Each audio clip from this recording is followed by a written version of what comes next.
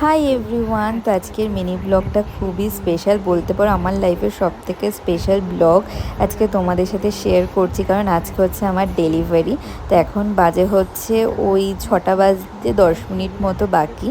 তো কি করছি না করছি আজকে আমার এই ডেলিভারির দিনে সেটাই শেয়ার করব। তো সকাল সকাল উঠে গেছি, আর আজকে আমার ডক্টর আমাকে ডায়েটে দিয়েছে একটা ব্রেড, তার সাথে 1 কাপ দুধ। সেটাও বলেছে 6:30টার মধ্যে খেয়ে নিতে। তারপরে 1 ফোঁটা জলও আমাকে খেতে বারণ করেছে। তো সেটাই এখন বসে আমি খেয়ে নিচ্ছি। আর কালকে না সারা রাত ঘুম হয়নি টেনশানে যে আজকে কি হবে না হবে। কিন্তু ডাক্তার আমাকে বারবার করে বলেছে কোনো টেনশানই করতে না। তো যতটা পারছি টেনশান না করার, তাও একটা টেনশান তো হয়েই যায়।